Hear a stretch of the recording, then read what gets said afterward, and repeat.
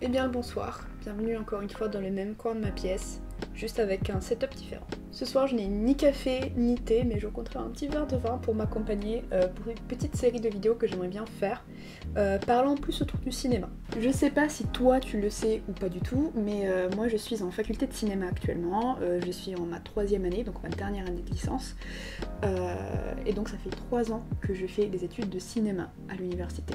C'est long, c'est très très long. Du coup, si tu veux, je peux te faire une petite analyse de film comme ça en 2 secondes et elle sera absolument parfaite et magnifique. Du coup, étant donné qu'il y avait quasiment que de la théorie, il y avait quelques cours pratiques mais surtout de la théorie, j'ai appris énormément de vocabulaire technique et analytique pour pouvoir analyser justement un texte. Du coup, il y a quelques soirs, je me suis dit vas-y go, autant utiliser ce savoir pour quelque chose et faire une petite vidéo peut-être... que ce soit pour le moi futur qui regardera cette vidéo et qui se dira oh tiens c'est vrai que j'ai appris tout ça à la fac, ou que ce soit peut-être pour des personnes qui comptent aller à la fac et qui arrivent pas à comprendre encore tous les termes techniques et qui cherchent juste une manière très rapide de voir un petit peu de quoi ça parle la fac. Ben voilà. Certains de ces termes sont très basiques et que tout le monde connaît à peu près, enfin si on est un minimum cinéphile, on les connaît. Moi je ne suis pas du tout cinéphile et je les connaissais déjà avant d'aller à la fac. Donc certains termes paraissent parfois un petit peu bateaux, un petit peu mais il y a d'autres termes dans cette liste qui sont assez intéressants et que je ne connaissais pas du tout. Et c'est assez pratique si, dans une analyse ou quelque chose pour la fac ou quelque chose pour le lycée ou peu importe, on a envie de rajouter un petit peu un côté un petit peu fancy. Ces mots-là sont assez intéressants pour ça justement.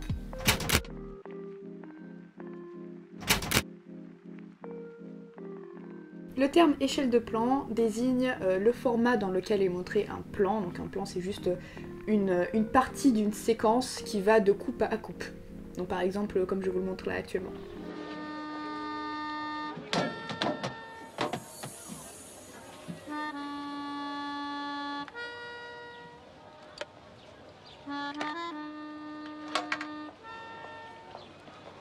En cinéma, il y a des tas d'échelles de plans. Il y a par exemple le gros plan, le très gros plan, le plan d'ensemble, le plan taille, le plan poitrine, le plan américain. Bref, il y en a vraiment plein. Si tu veux une liste un peu plus détaillée, que tu veux regarder un petit peu à quoi il ressemble exactement pour chaque type d'échelle de plan, je te mettrai le lien en description pour un petit document que tu peux regarder. Une séquence est donc le regroupement des plans qu'on a parlé tout à l'heure en petits morceaux, et la séquence permet de raconter une partie de l'histoire. Elle constitue en elle-même une unité narrative, c'est-à-dire qu'en gros, dans une seule petite séquence, il y a une histoire qui se déroule. On peut comprendre une certaine histoire, une certaine logique, un certain fil. J'arrive plus à parler, c'est incroyable. Donc si le plan d'un côté permet de montrer les personnages en situation, donc par exemple voir leur visage, voir ce qu'ils font, voir comment est-ce qu'ils sont habillés, la séquence permet de voir une partie de l'histoire. Et c'est donc l'enchaînement des différentes séquences qui nous permet d'avoir une histoire complète de A à Z et qui nous permet donc d'avoir un film. La diégèse, c'est le temps de l'histoire. C'est donc l'espace-temps dans lequel se déroule tout le film. C'est grâce à la diégèse qu'on connaît l'univers du film, de l'histoire, qu'on connaît pourquoi les personnages agissent comme ça, ou qu'est-ce qui se passe de séquence en séquence. De là du coup découle le terme intra ou extra-diégétique. Intra, comme le nom l'indique, signifie tout simplement tout ce qui fait partie de l'histoire en elle-même, que donc on voit à l'écran et qui nous est raconté, qui fait partie de l'univers du film, et extra-diégétique est tout ce qui ne fait pas partie de cet univers-là. Si on prend un exemple un peu concret, on peut prendre l'exemple de la musique, c'est l'exemple le plus courant. Une musique intradiégétique est une musique qu'on peut voir à l'écran. Donc par exemple, il y a je sais pas, un groupe de musique qui est en train de jouer sur scène. Là, c'est une musique intradiégétique parce qu'on sait d'où vient la source de la musique. Une musique extradiégétique, c'est en fait une musique dont on connaît pas la source. Donc par exemple, mettons il y a un plan séquence, ou alors un... Ah, j'ai plus le nom. Ah, ou un timelapse. Donc mettons pendant ce timelapse là, il y a une musique qui commence, qui s'enclenche, et en fait donc la musique elle n'est pas montrée en soi dans le plan, on voit pas par exemple, je sais pas, un tourne-disque avec un vinyle dessus, ou alors un DJ jouer de la musique, ou peu importe. Donc elle est extra-diégétique, elle ne fait pas partie en soi de l'histoire, elle fait partie du film, mais elle fait pas partie de l'histoire.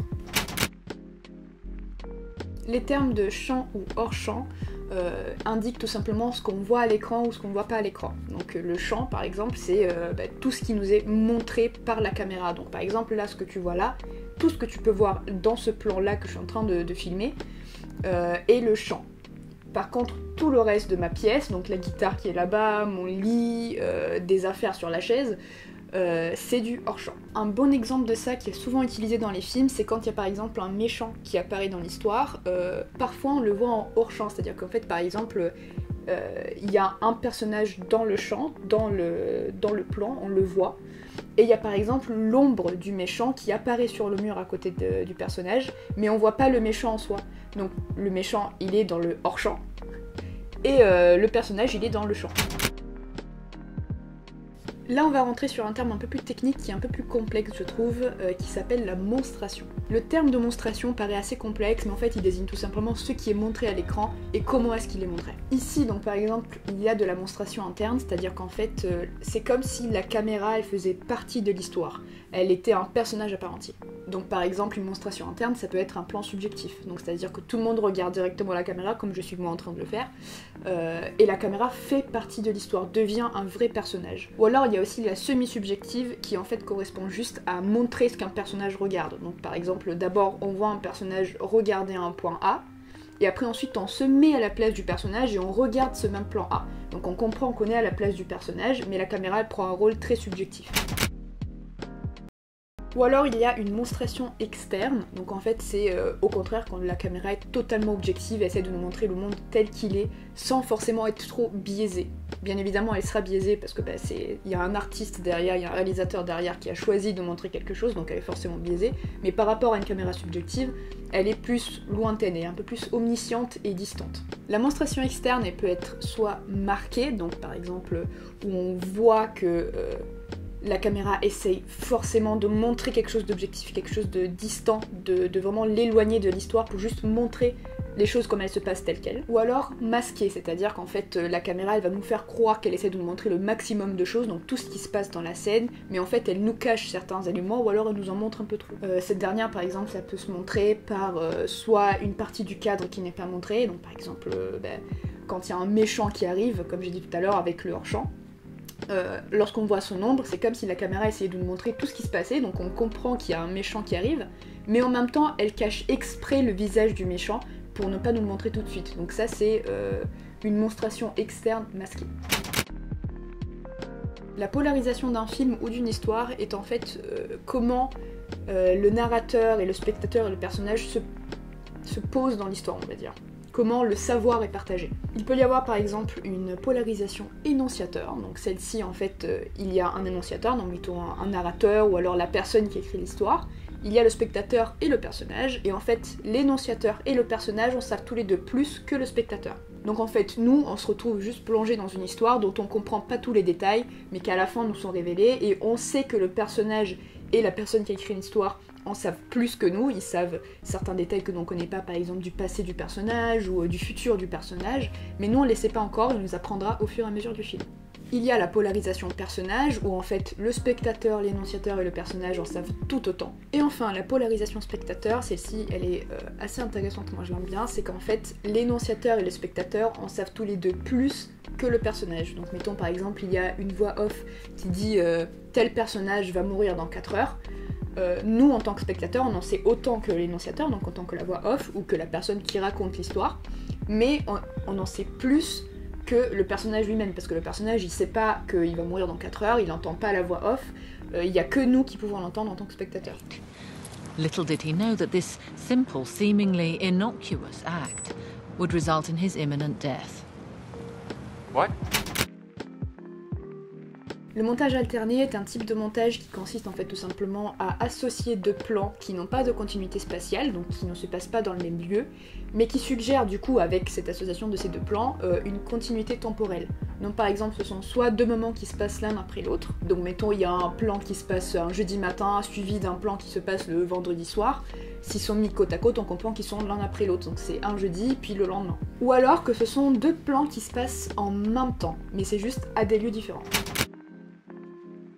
Et ensuite il y a ce qu'on appelle un montage parallèle, qui en fait est un montage qui fonctionne sur l'association pareil de deux images, seulement que ces deux séquences ou ces deux images séparément n'ont aucun sens, elles veulent rien dire, mais par contre c'est en les mettant ensemble qu'elles prennent du sens. C'est ce qu'un réalisateur un jour a fait, c'est qu'en fait il a pris l'image de différents visages, il a filmé différents visages avec une expression totalement neutre, et au montage en fait il a associé chaque visage à un autre objet. Donc par exemple il a montré un visage suivi d'un plat de pâtes, et du coup la personne qui regardait ça se disait ah tiens, la personne regarde un plat de pâtes et la personne a faim, ou alors la personne va bientôt manger.